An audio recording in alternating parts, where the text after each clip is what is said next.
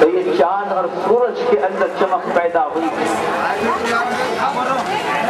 और उस शहर मुबारक की, उस शहर अनवर की वो दुआ वल्लैली सजा, उस नबी की शान कि जिसके चेहरे की कसम खुद पैदा करने वाले रब ने खाई हो।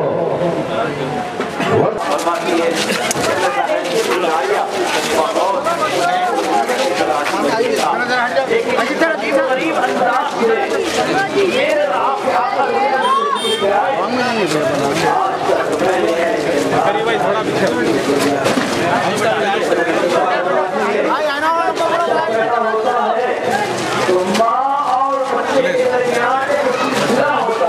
काटती है। हज़रत शिफा फरमाती है कि मैं पैदा होने के बाद जब देखा कि उस आंत को सिलसिले को काटूं, लेकिन देख वो सिलसिला तो पहले से ही मुनक़ता है, लेकिन अल्लाह के रसूल और तीसरी बात ये है अल्लाह के रसूल सल्लल्लाहु अलैहि वसल्लम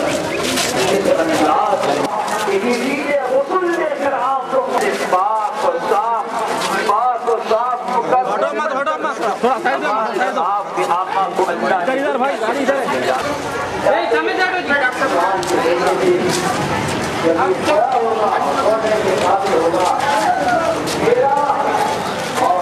तो मान लो हाँ बगल लो थोड़ा पीछे आ लेट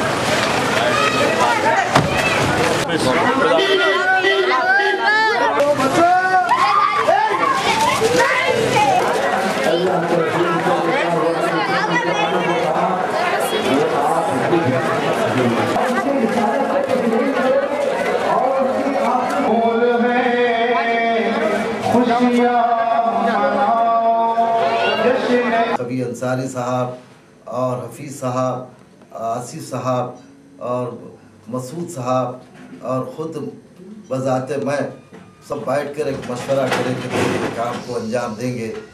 हमने हिम्मत की, हमारे क़ायद से मुलाक़ात कर उनसे इजाज़त ली और उनसे ताउन का तलब भी किया।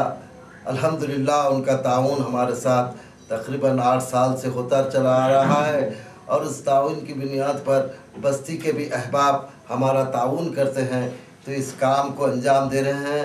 हर साल 51 लड़कियों की शादियों का इंतज़ाम करते हैं और कभी जो है कुछ कमोपेश हो जाती हैं तो उनका जो सामान बचता है वो सामान भी जो है लोग जो बाज़ लोग जो है अपनी इज़्ज़त की खातिर खामोश रहते हैं, उनके तिल्ला मिलने पर उनके हवाले करके उन लड़कियों की शादियों का इंतज़ाम भी कर देते हैं।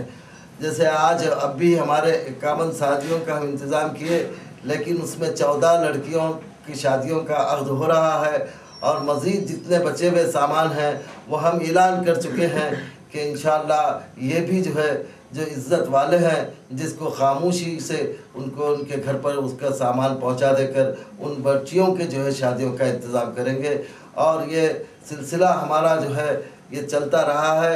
हम अपने क़ायद के लिए बार बार हम दुआ कर रहे हैं कि उनकी सेहत अच्छी हो जाए और फिर वो रिहा भी हो जाए।